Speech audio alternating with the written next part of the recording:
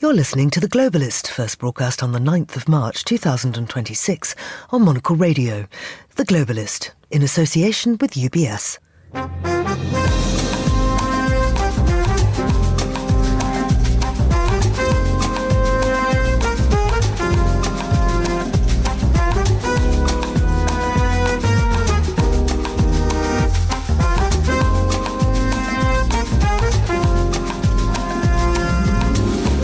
Hello, this is The Globalist, broadcasting to you live from Midori House in London. I'm Georgina Godwin. On the show ahead... I guess the worst case would be we do this and then somebody takes over who's as bad as the previous.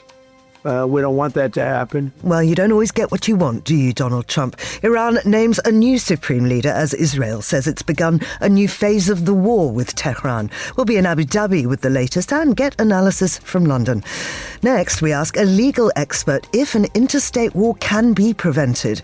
We'll have a review of the day's papers and then... You can't be truly sovereign, you can't be truly independent just by yourself. But if you pair up with somebody who's going to use that relationship against you, you're not truly sovereign.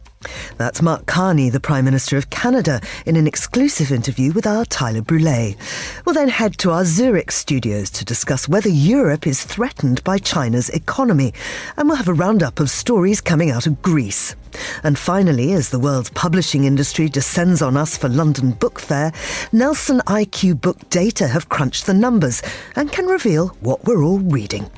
That's all ahead here on The Globalist, live from London.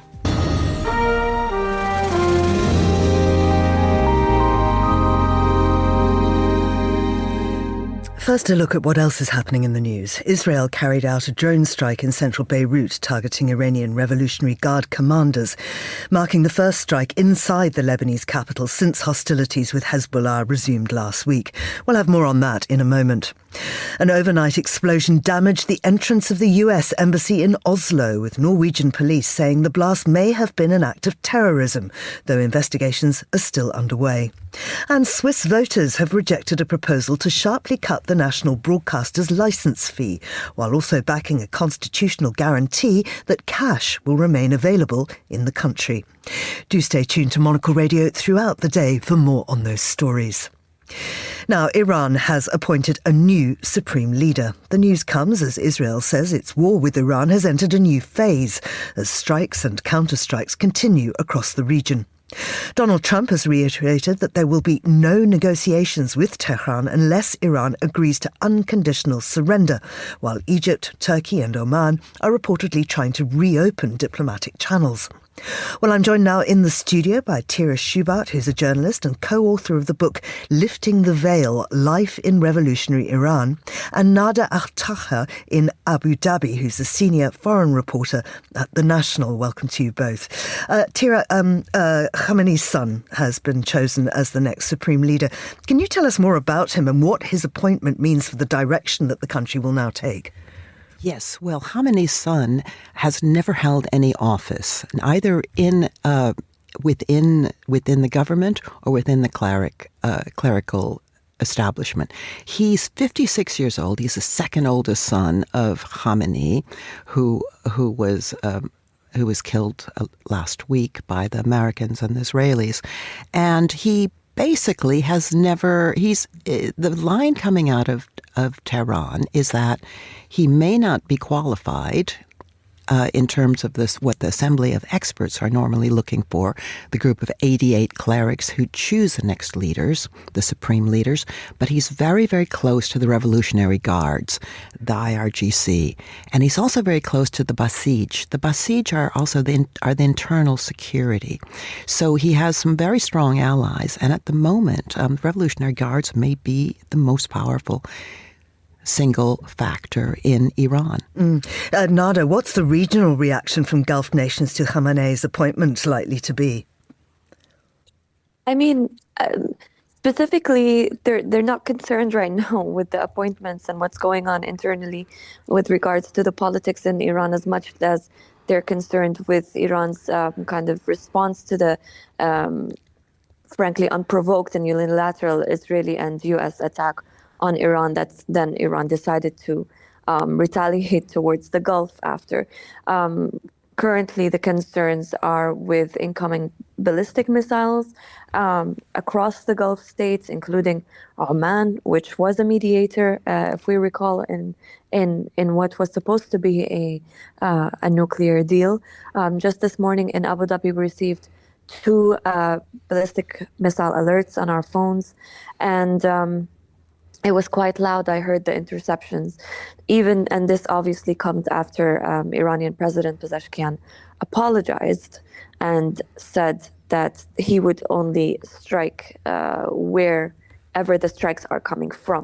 And this was that brief moment where we thought, okay, Iran has come to its senses and this is all over. Tira, of course, this is having a huge impact economically. Oil prices have now risen above $100 per barrel. What's Qatar said about the global economic impact? Qatar is obviously alarmed, and they have actually issued a alert that they've arrested more than 300 people for putting out misinformation. So this may be misinformation. They say all information has to come from official sources. So they are worried about it. They are the single largest gas exporter in the region. But yes, crude is up over $110. In fact, Brent crude is up to over 114, and the markets have opened Asia Pacific, and they are down substantially. In the Nikkei in Japan, more than 7%, and we have the FTSE in London opening in less than an hour. Nada, Israel's been also striking Lebanon. What do we think Israel means about the war entering a new phase? Well, we've already seen Israel's actions in Gaza. There was not a single rule that was abided by in Gaza. We have seen complete and total annihilation and disregard of international law there. And we know what Israel is capable of. And right now we've seen an attack on central Beirut that Israel claimed was targeting IRGC commanders, again, without providing proof. And there's more than 1 million people now displaced in Lebanon, just in the last week. And more than 600 people killed. It's complete and utter chaos and anarchy. And people who the National has spoken to in Lebanon have said that we don't know at what point we're going to die, because Israel's not even giving warnings, not even those symbolic 10, 15-minute warnings that it sometimes used to give to people in order to flee their homes with whatever belongings and whatever family members they could. So right now there's not even that. And so people in Lebanon don't know who's next, what's next, where is next. It used to be that Israel's strikes would be confined to southern Lebanon, but that's not even there anymore. And so it's a really terrifying time to be in Lebanon at this point. With whatever Israel is choosing to do there. Tira, I wonder how long this can continue. What are you hearing about Iran's missile and drone stockpile and the regime's ability to fight on? Well, there's 2 schools of thought. One, that they've rapidly running out of missiles and also drones. But there's another school of thought that thinks they have tens of thousands more drones, these little Shahed drones that have been used in various countries now. But they definitely are running their stocks down, and they are as we've just heard, the amount of weaponry that they're firing into their Gulf neighbors is substantial. So they will run out, and this is what the new supreme leader is going to have to face. He's going to have to run an actual war, and he's also going to have to think about the economy, because this has tremendous long-term impacts. I mean, even with the damage in Iran now, it would take more than a decade just to repair some of the infrastructure that has been hit. And they've lived with sanctions for many years. So the economy is a problem. And whether or not they continue to produce munitions, it's going to be at a very reduced rates after these run out. Nada, are there many diplomatic efforts underway to end the war?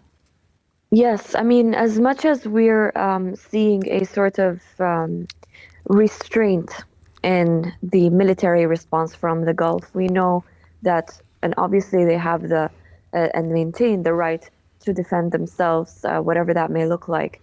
There is also a very strong diplomatic effort underway in order to end all of this diplomatically. It is seen as that the diplomatic approach is the more sensible, the more correct, the more right one, and it shows a lot of maturity in the way that that there's a long-term kind of vision and goal for this situation, so that it doesn't just end today with the end of the barrage of ballistic missiles coming down on us, but also that there's a long-term solution being looked at and being found and being sought. And one of them is obviously the end of Iran's ballistic missiles program, which Iran used to frame as a defensive mechanism, but now we've seen it in real time being used for offensive reasons. And so that is something that is definitely going to be looked at very closely and very with a lot of interest from the Gulf as well. And finally, Tira, how has Tehran reacted to Trump's demand for unconditional surrender? Well, the leadership, the Iranian leadership has not taken it seriously, because they did reach out at an earlier stage asking, they did put feelers out a couple of days ago, but unconditional surrender, no. But it's interesting, the one thing big factor we don't know is how the Iranian people are reacting, because bombing tends to unite people.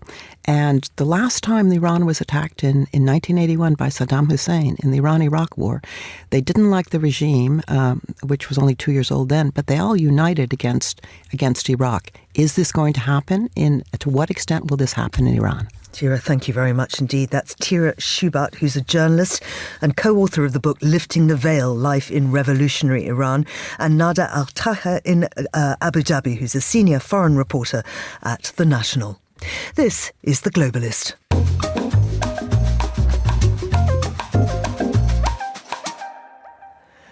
Right, well, it is 7:12 here in London. Let's turn now to the legal rules meant to stop countries going to war with each other. After the Second World War, the United Nations Charter set out a clear prohibition on the use of force between states in an effort to prevent the kind of large-scale conflicts that had devastated the first half of the 20th century. But as tensions escalate around Iran and governments reach for unilateral military action, some legal scholars warn that repeated violations risk weakening those rules. Well, from Florence, I'm joined now by Patrick Wall, co-founder of the Global Strategic Initiatives Group, an impact-driven consultancy in international affairs and international laws. Patrick, welcome to The Globalist on Monocle. It's lovely to have you as a contributor for us. Can you explain the prohibition on the use of force and why it became such a central pillar of the post-war order? Good morning, Georgina. Thank you so much for having me. Thanks for the question. I mean, it's really easy to forget now in 2026 that just a century ago, war was widely considered to be a very legitimate tool of national policy. Aggressive wars could be waged to settle trade disputes, seize territory, and just weaken adversaries who you had some kind of disagreement with. Now, there were moral limitations on going to war, but very few legal restraints. And there was certainly no legal prohibition. And you can see the impact of this in something like the fact that the assassination of a minor royal in the Balkans in 1914 triggered the entirety of the First World War. But as you say, after the devastation of those two world wars, the founders of the United Nations got together and said, this is enough. We're not going to do this anymore. We are going to renounce the use of aggressive war as a legitimate tool of foreign policy. And it's only going to be in conditions of self-defense, or where the United Nations Security Council has authorized it, that we're going to allow violent conflict to take place. So why do those rules still matter, even when the regime in question, Iran in this case, is widely seen as brutal and illegitimate? Well, I mean, there are many brutal regimes around the world, Georgina, who abuse their citizens at home, they destabilize abroad, and it's quite legitimate and quite understandable that people feel relief when some of these regimes fall. But we all have our own ideas about who is awful, who is repressive, who the world would be better off without. And ultimately, if the legality of removing a leader or toppling a regime depends on how awful they are, then the rule becomes discretionary. And it no longer starts to create, it no longer holds up this system of non-intervention and non-aggressive war that have, quite frankly, for the last 80 years, contributed to the most peaceful and prosperous period in all of human history. So how do repeated violations weaken the rule and create wider risks? Well, Georgina, laws are broken in every legal system. The real question, as far as I'm concerned, is whether after a violation, the law still shapes the expectations and the behavior of people operating within that system. Now, in domestic systems, of course, this is determined in large part by law enforcement who impose punishments for violations of domestic law. But at the international level, there's no police force. And so the ongoing validity of the rule depends on collective respect, on everyone agreeing that the rule is valid and should be respected. Now, every time a rule like this is violated in a system like the international system with no central enforcement, then it erodes a little bit. It becomes a little bit weaker. And if the violation is egregious or if the party violating is particularly influential, then it erodes a little bit faster. If other members of the international community fail to call out violations for what they are, then it erodes further still. And eventually, and we don't know when this would be, and you can't predict it, but eventually at some point, you reach a point where there's no longer a consensus that the rule is valid and should be enforced.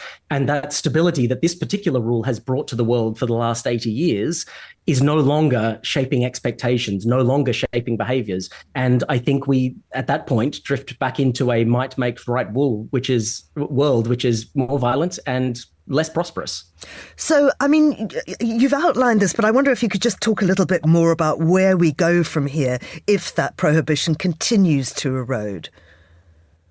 Well, I think we need to have, and I sympathize greatly for some of the leaders around the world who, quite frankly, have failed to call out this particular violation for what it is. But we need to reaffirm, as an international community, we need to be reaffirming this rule. We need to be calling out violations when they exist, and violations have taken place on both sides of the present conflict, I hasten to add. But if we don't call out these violations, then we need to start thinking about what this rule could mean, or the breakdown of this rule could mean in other situations. What does it mean for China and Taiwan? What does it mean for India and Pakistan, for Ethiopia and Eritrea? And so I think ultimately, if we are not going to uphold this rule, we need to start thinking about what the international order is going to look like in the next 10 to 20 years, because this bedrock principle has been the foundation of the stability that we've enjoyed for the last decades. Patrick, thank you very much indeed. That's Patrick Wall there, co-founder of the Global Strategic Initiatives Group, speaking to me from Florence. Now, still to come on the programme. They did the Monster Mash. It was a graveyard smash. According to the latest data, readers are turning to horror stories. We'll bring you more on that and the London Book Fair later on in the show. This is The Globalist. Craft is a matter of perspective, a unique outlook, and obsessive attention to detail. With UBS's Chief Investment Office House View, we're focused on identifying the latest investment opportunities and market risks to help you achieve your financial goals, so you get the big picture broken down into thought-provoking insights. Delivered daily and curated by over 200 globally connected, locally active analysts. UBS. Banking is our craft.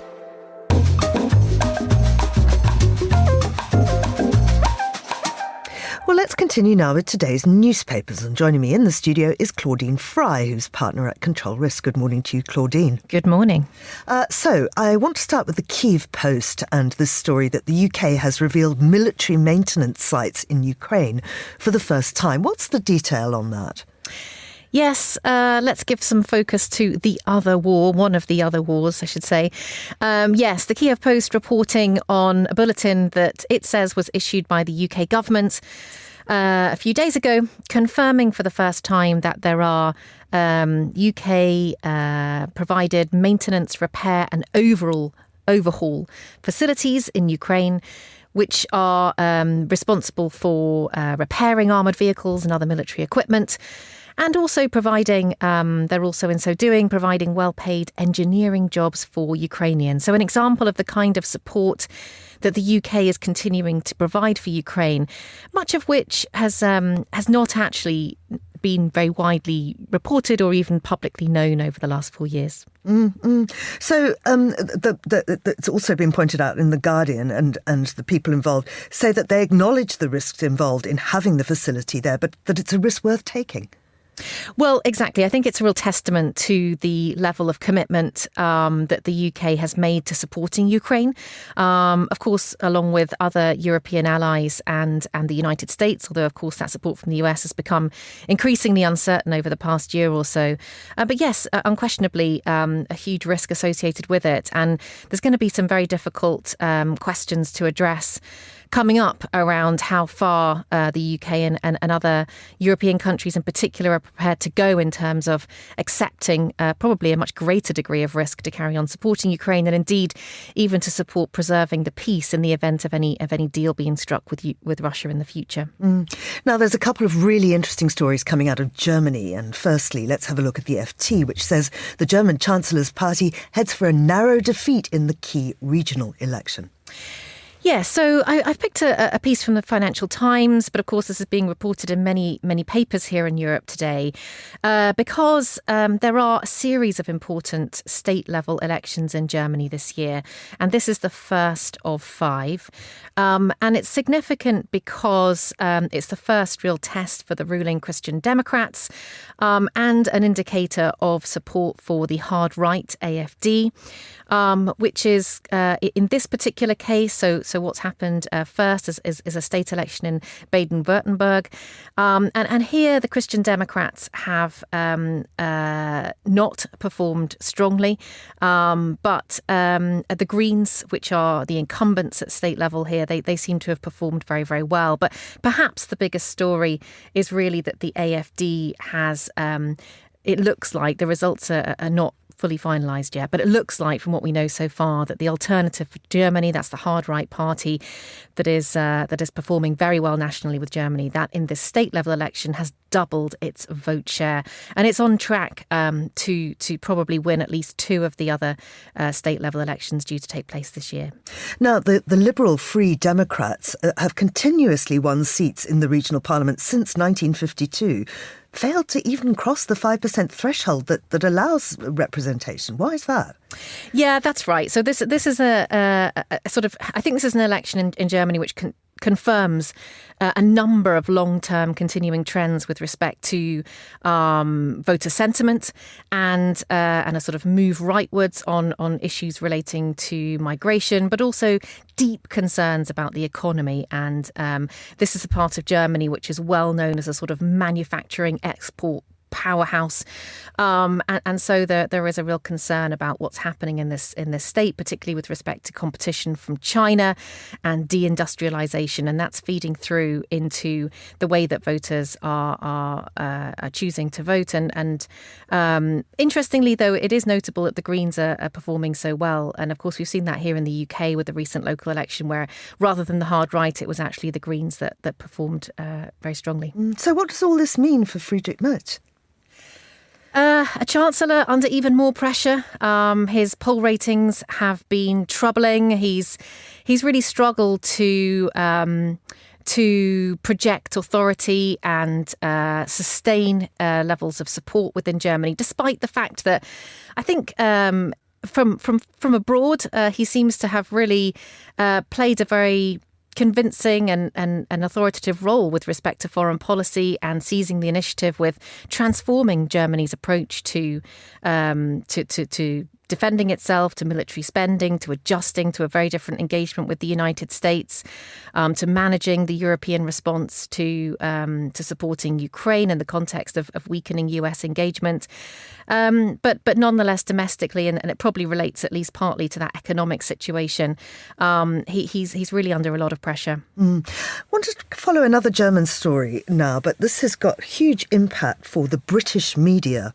And this is that Axel Springer, the huge German media giant, has bought the Telegraph, which is, of course, this very right-leaning newspaper here.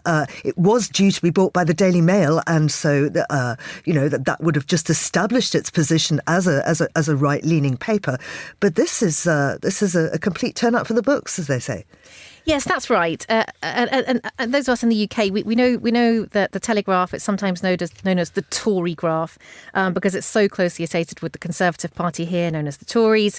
And so there is quite a bit of chuckling, indeed, about the fact that that there could be German owners of this newspaper. This is a newspaper associated very closely with people who supported Brexit and who are very strongly Eurosceptic on a continuing basis. So, yes, there are some questions around how the readership of the Telegraph will feel about this new ownership, and notably, it does have to be approved by the government here. So it's not fully finalised yet. But this is a very, very long running saga around the ownership of this newspaper, and it may not be quite over yet.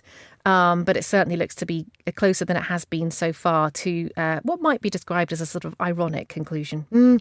Tell us more about Lord Rothermere, who was very, very keen on acquiring it. Yes, Lord Rothermere is a sort of well-known peer here in the UK, enormously wealthy family, and one that owns the Daily Mail. And he had been looking to secure the Daily Telegraph and the Sunday Telegraph for quite some time, which would have, as you mentioned, really cemented the sort of extraordinary authority and perhaps influence of this particular group of newspapers. And he's been very open about his genuine interest in making the acquisition of the Daily Mail. But there were very, very serious concerns within the UK, which the government has shared around what his ownership of the Daily Mail would mean when it comes to sort of media plurality and questions around concentration of ownership. And as a piece in The Guardian points out, there have also been some concerns about how Lord Rothermere would have been able to raise the £500 million that were being demanded for the purchase of the Daily Mail by the Redbird AMI group that currently owns it. So I wonder how much Axel Springer will interfere politically and editorially with this. Do we expect the tone of the Telegraph to change? That is a key question, and something that Tory readership, that Eurosceptic Tory leadership, will be very keenly awaiting a sense of direction on. It seems that the Axel Springer CEO is very sensitive to any concerns about the potential influence he would make on the Daily Telegraph, and he's already expressed very warm and positive, supportive opinions about the work that the Daily Telegraph currently produces for its current newsroom, including the current editor. And he's indicated that he would very much continue to support the editorial independence of the newspaper and support its adoption of AI tools to keep it current and so on. But of course, remains to be seen. Well, let's end on dogs, and not just any dogs, spaniels, which everybody knows are the absolute best. As the owner of a spaniel, I can confirm that. Oh, is really? What indeed the kind of case. spaniel have you got? A working cocker. Okay, I have a Springer. This story is, in fact, about a clumber. Yes, I'd actually never heard of clumber spaniels. But here you go. So we have in the UK this Crufts dog competition, which some people may have heard of around the world. It is one of the biggest, and astonishingly, it's been going since 1891. And this year, there were an estimated 18,600 dogs participating in all sorts of activities, obedience contests, agility courses, even a dance competition with their owners. But the best in show has this year gone to, yes, a clumber spaniel called Bruin. Well, congratulations to Bruin, and adorable pictures there, actually. It's just worth looking at the article just for all the great pictures. And indeed, the television coverage has been brilliant, hasn't it? And this little puppy from Kyiv that came and just did so well. I thought that was wonderful. Oh, so wonderful, yes. So heartwarming. Claudine, thank you so much. That's Claudine Fry, who's a partner at Control Risks. And you're with The Globalist on Monocle Radio.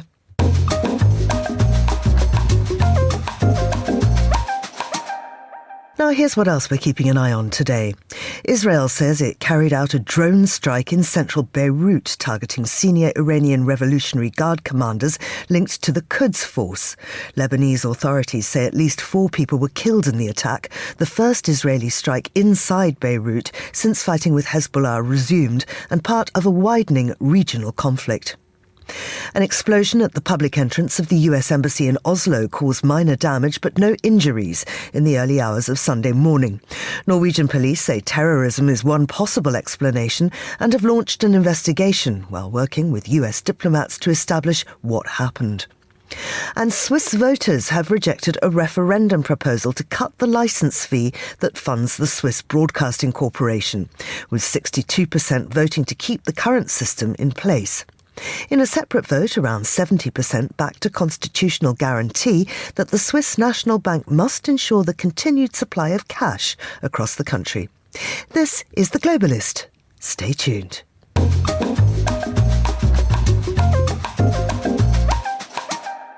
On Saturday, Mark Carney, the Prime Minister of Canada, sat down with Monocle's editorial director and chairman, Tyler Brûlé, in Tokyo. This was the final stop on a tour that's taken Carney to India and Australia and comes less than 2 months after he made a widely praised speech at the World Economic Forum in Davos. In that address, Carney spoke of the need for middle powers to work more closely together in a divided world. In this conversation, recorded in the Canadian Embassy, the two men discussed the now famous Davos speech and how to navigate the new world order. I think the message did get through. It got through more broadly than I would have anticipated before. I'm speaking to a specific crowd, but the popular take-up of it, and it can be on the streets of Japan, Australia, Canada, a number of people will just come up to me and they will have heard of the speech and agree with the message. And that tells me one thing is that people were already there. They'd already figured it out themselves and it just hadn't been expressed necessarily by someone like me. The second thing is that at the core of that speech, the pivot in the middle of the speech is towards a positive agenda. Okay, we have these challenges, integration's being weaponized. What do you do about it? Well, you go find countries that share your values on specific issues. They're not going to share your values on everything. And then you build together. And you recognize at the same time is that you can't be truly sovereign, you can't be truly independent just by yourself.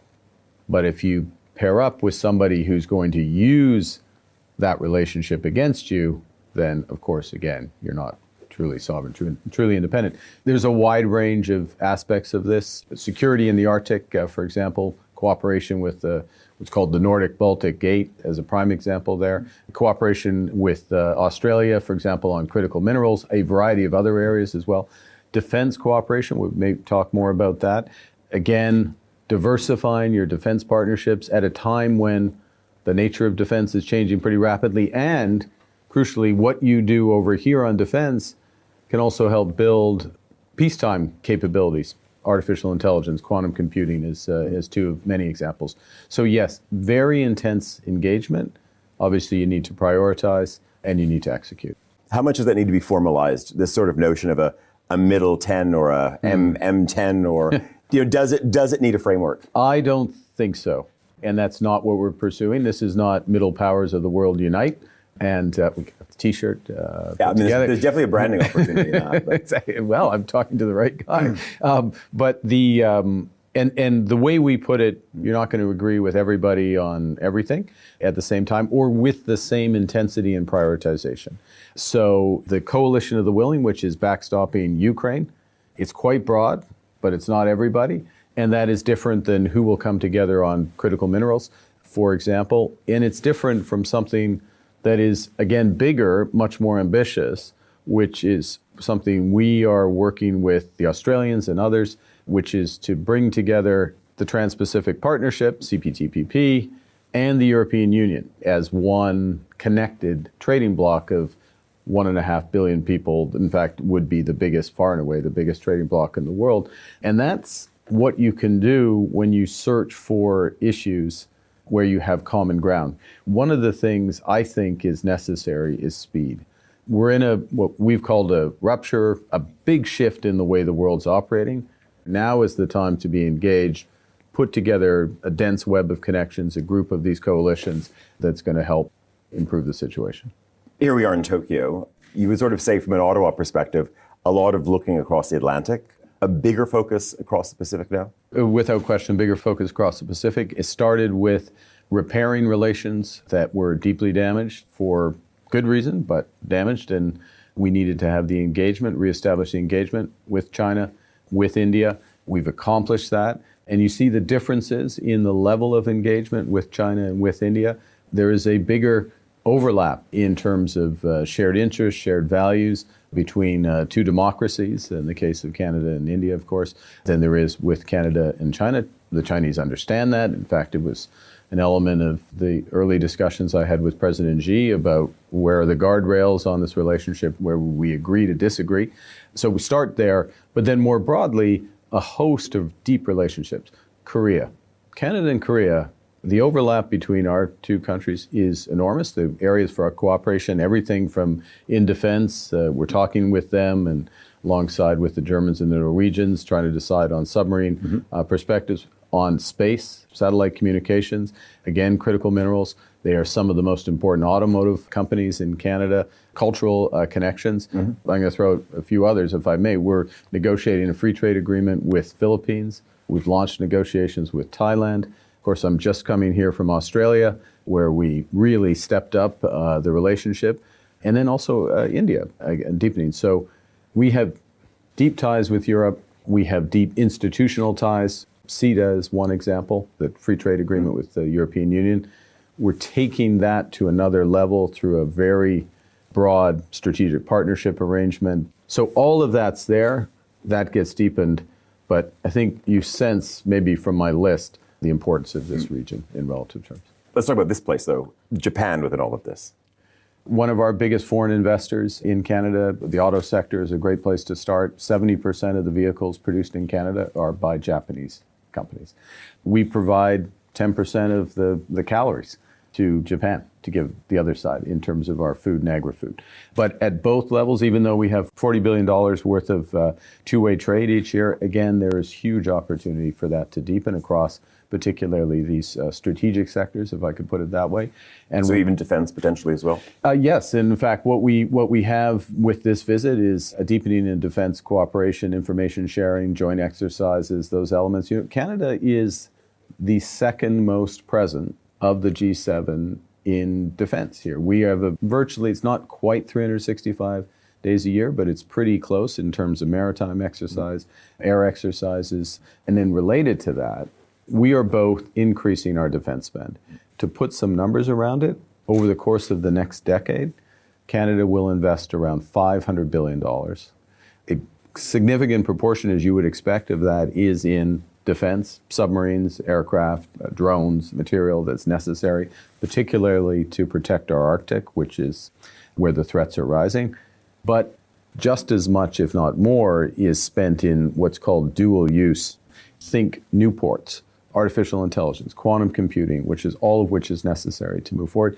And some of the developments, again, on the resource side are directly tied to the military side, but have broader economic benefits for the country. We're doing that, and we're looking to do as much of that as possible with our closest partners.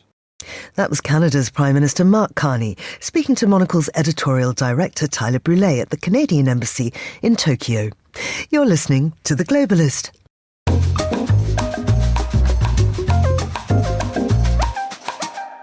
It's 15:38 in Beijing, 8:38 in Zurich.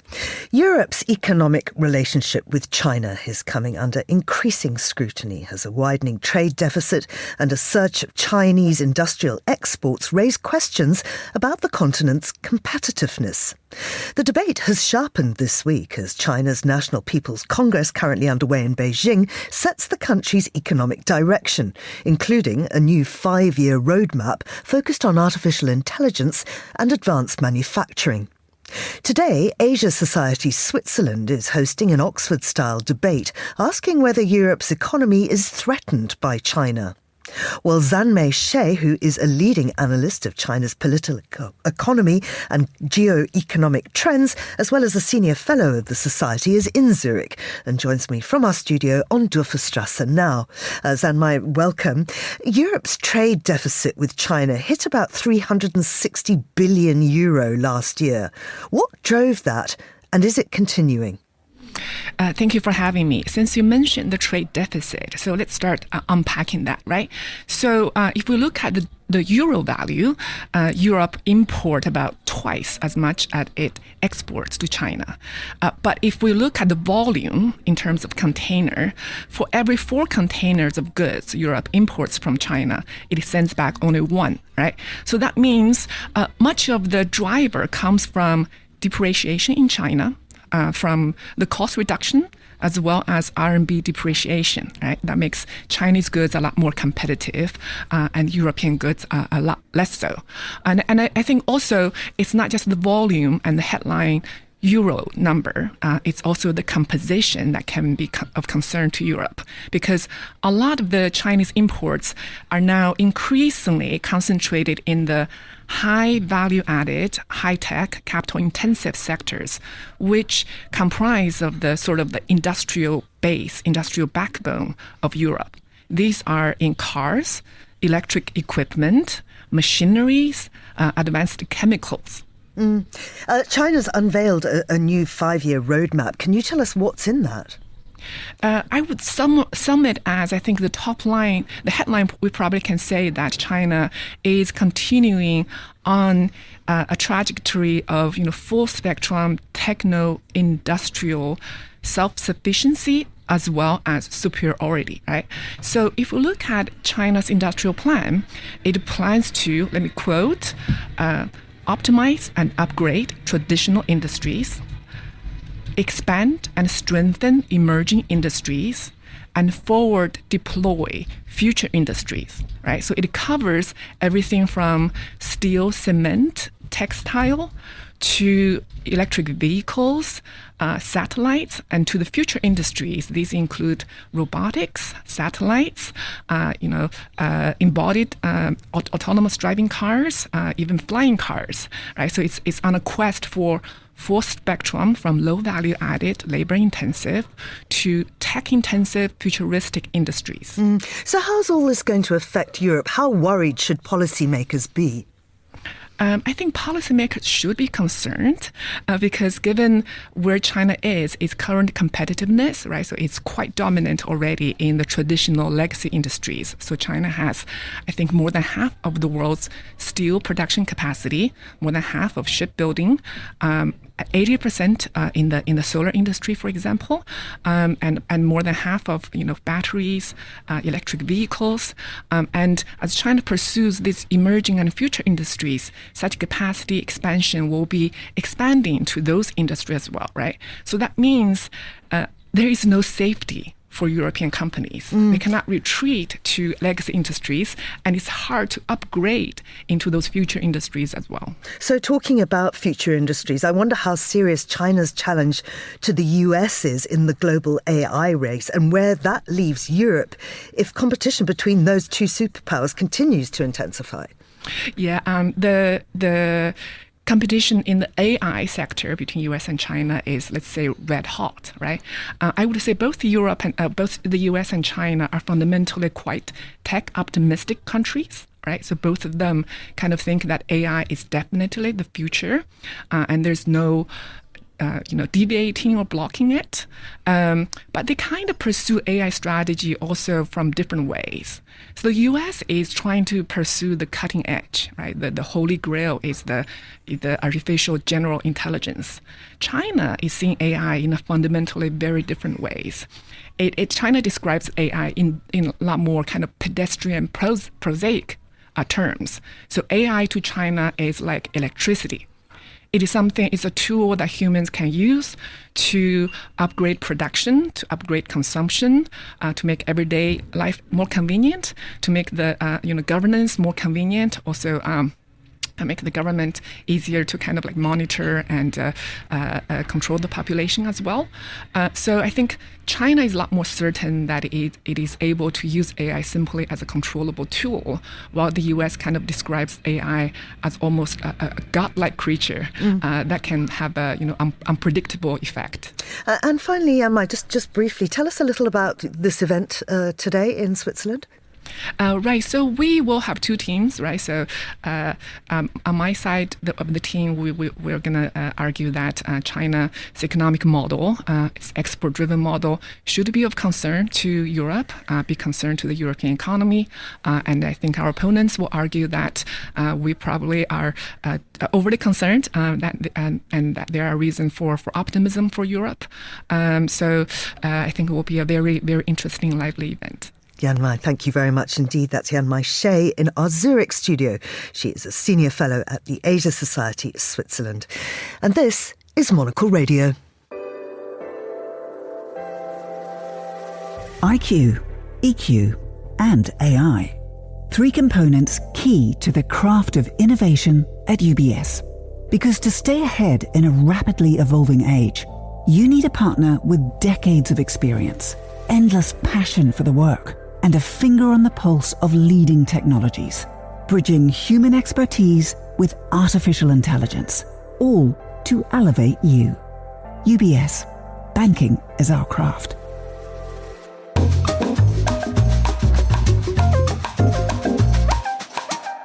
Now I'm joined in the studio by Emmanuel Papavasiliou, who's a Greek journalist and Monocle contributor, to look at the main stories coming out of Greece this week. And of course, I think we should probably start with Greece and the Middle East war, how it's affecting the country. Yes, basically, the Middle East war is what is dominating headlines right now in Greece.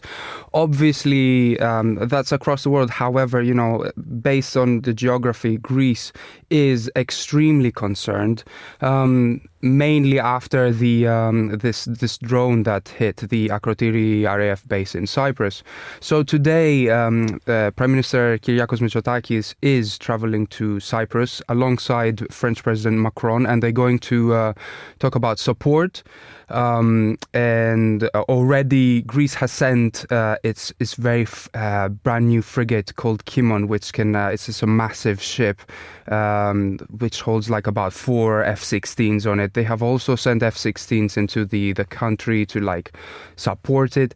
As a result, basically what they're fearing now, because Iran has been targeting a lot of American bases, they're fearing that the American base in Crete might be in danger. So as a result, they have started pumping up the defenses in all of their islands in the west. However, what we need to point out here is that this has sparked a response from Turkey. And Turkey has put out an open statement about, they want demilitarization of islands, that this is a provocation. This was accompanied on Thursday by like 8 airspace violations in the Aegean by Turkey. Widely interpreted as manifestation of Ankara's irritation. And now Turkey is considering putting some F-16s of their own on the Turkish-occupied section of Cyprus. So what I'm trying to say with all this is that it's not just a war between the US, Israel and Iran in the Middle East. Yeah. What's happening here is that old problems, pre-existing problems and tensions can also be, blown up into proportions. And this is what we're fearing. Let's have a look at Greek shipping and the Strait of Hormuz. It seems that that one prominent shipping magnate has decided to keep going. Yeah. So this is shipping magnate. This is George Prokopiou. He's the founder of Dynacom Tankers, who, despite the closure of Strait of Hormuz, has decided to take this opportunity and run his oil tankers through the danger. This has made a lot of headlines for him. Like they call him a buccaneer in Greece. They love to glorify a person making a lot of money out of danger in Greece, like Onassis and like Niarchos. In fact, not just Greece, but like there's been a lot of headlines internationally, like the FT is writing about him. The Wall Street Journal has done a thing about him. They basically they have headlines like, he ships defy missiles in the Strait of Hormuz as Onassis and Yarhos once did. What's happening here is that he has, at least last week, at least 5 of his tankers have passed through the Strait of Hormuz. They are basically switching off their trackers before they enter, and they're switching them back on after they exit. Basically, his strategy involves assessing that basically oil importers will pay very high freight rates for transport out of war zones. He's making a daily rate of $440,000 per trip.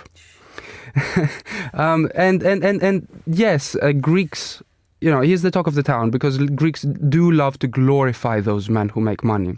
However, yeah, it's a bit of an issue. Now, there's been a change in rules because the Greek parliament has approved legislation allowing Greek expats to vote by mail in national elections.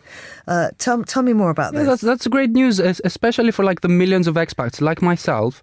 Moving out a little bit of the war here, but this is amazing because there's millions of expats like myself abroad. We haven't been able to vote in Greek elections. We had to always travel all the time. Now, this current government has taken the first step during the European Parliament elections in 2024 to be able to vote by post. And now last week, they just approved the final bit, and we will be able to vote in the next elections in 2027 by post. And I'm guessing hoping that this current government will aim to, think that we owe them this bit of democracy, and maybe that will turn into their favor. And then just very briefly, Greece is aiming to transform a previously neglected region of the north into a major data hub. Yeah. So this is in Kozani. Kozani is a very poor area. It used to be an old coal mining town. Now very, very poor. However, this place is offering a large, stable, advantages, huge valleys, green. And now with the government is in talks with major tech companies, Google, Microsoft and Amazon Web Services. In order to transform it, they're going to pump 5.75 billion euros and transform it into a major data hub. What they're trying to do is they would like to store all the Greek state and private data domestically there, position Greece as a regional data hub serving the Balkans, potentially Ukraine as well. And also after that, they will try to attract Gulf states to seek, secure data storage hub, potentially targeting this. And it's good. It's good for the area. It's good for the previously neglected poor area. Now, being a center of the world when it comes to data in the Balkans, and it's quite good news. Where does the money come from? The money is going to come from basically it's from the Greek government. It's not a specific European project, but this is basically where the Greek government is spending money right now in a new tech, tourism sector and defense. And so the project is obviously going to generate employment. There'll be lots of jobs. Yes, that's a good thing. There's going to be a lot of jobs, and there's going to be, hopefully, we will see some sort of, reincarnation of this old area that no one talks about anymore. Manos, thank you very much indeed.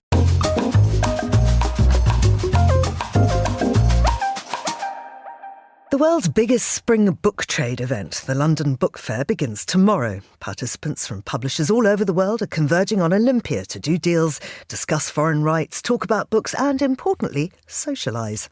I'm joined now by Philip Stone, who's head of the publisher account management at Nielsen IQ Book Data. Philip, many thanks for coming on the show. Now, the UK is celebrating the National Year of Reading. Tell us about this campaign. Yeah, so the National Year of Reading is a campaign trying to encourage people to read, really, to pick up a book, to get back into it. There's been a lot published recently about how, in particular, children's engagement in reading has hit a 20-year low. So the National Year of Reading is kind of a campaign that the whole industry is kind of getting behind, and the government as well, to make reading a priority. What are people reading then? Because your organisations crunch the data. Is there one particular genre that comes out on top? I mean, at the moment, it's definitely adult fiction. Novels are having a real moment, and especially genre fiction. So we're talking crime novels, we're talking thrillers. Horror market is doing very well. Graphic novels and manga in particular, but the real star within fiction has been the growth of fantasy books, and specifically fantasy romance, or romantasy, as it's become to be known. Dragons fornicating. Exactly. Yes. Yeah. Your words, not mine. But yeah. I think that's accurate. And I think there's a couple of big reasons behind this. I think social media and TikTok and the BookTok community in particular, and then also the growth of subscription boxes, which offer subscribers a chance to receive exclusive editions with, for example, sprayed edges or raised lettering and things like that, and then tie-in merchandise as well. So yeah, those two things are really boosting the romantasy market. Yeah.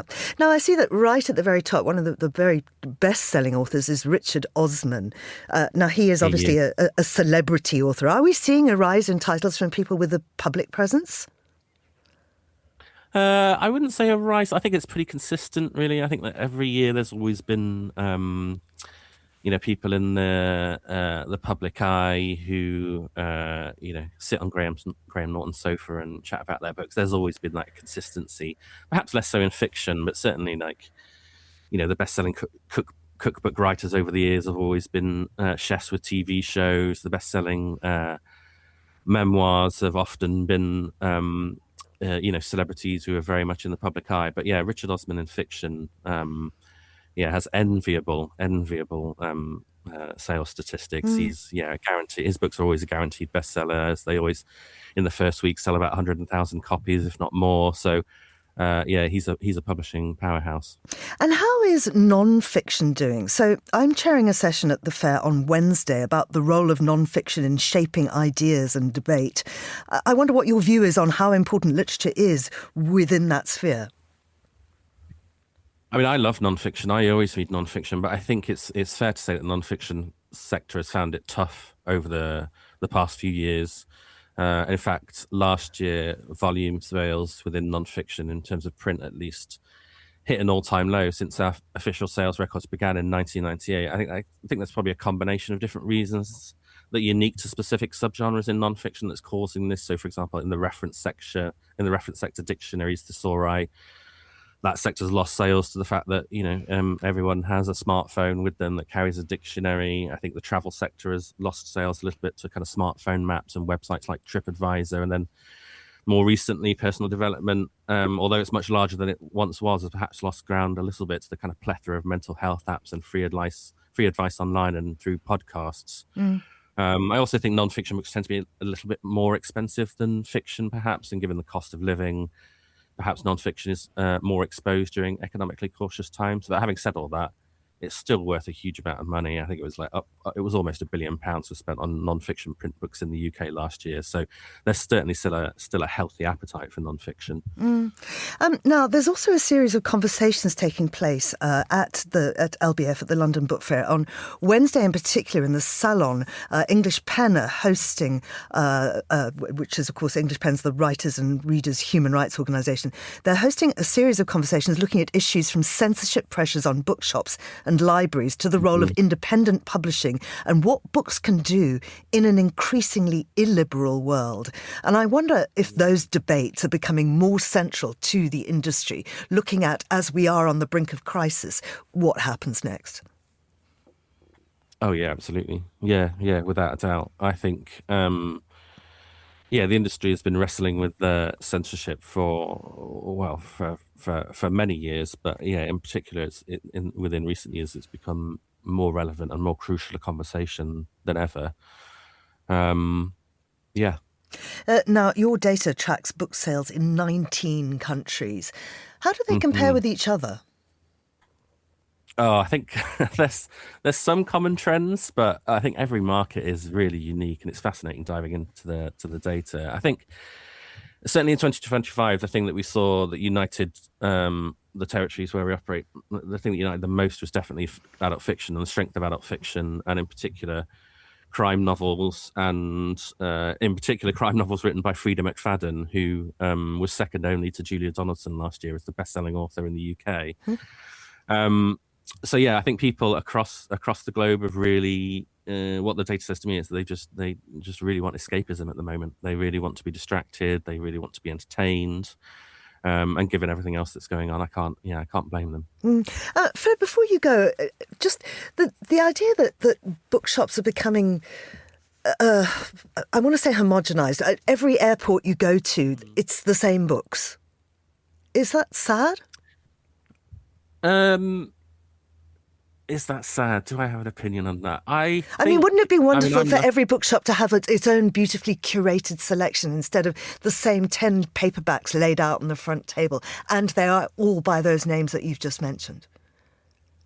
I think if you've got a Richard Osman, for example, I think every bookshop will want to stock it, and they'll want to stock it front of house in the windows, so they want to grab people's attentions. But I think what I love about the industry is that every bookshop owner has the power to kind of curate their own stock. So the place that I go to when I walk into any bookshop, whether that's a chain bookshop or Waterstones or local independents in where I live in South London, is I head straight to the recommends bay, because I love it. I love finding new things, and I think the booksellers, having been a former bookseller, I can confidently say that they're the experts, and so they have the power to curate their own stock, and more power to them, because I've read so many hidden gems that I would never have picked up if it wasn't for booksellers promoting to me in their recommends bays. Absolutely. Philip, thank you very much. I'll see you at LBF. That's Philip Stone, Head of Publisher Account Management at Nielsen IQ Book Data. And that's all for today's programme. Thanks to our producers Chris Chermack, Tom Webb and Hassan Anderson, our researcher Annalise Maynard, and our studio manager Mariella Bevan. After the headlines, there's more music on the way, and the briefing is live at midday in London. The Globalists will return at the same time tomorrow. I'm Georgina Godwin. Thank you for listening.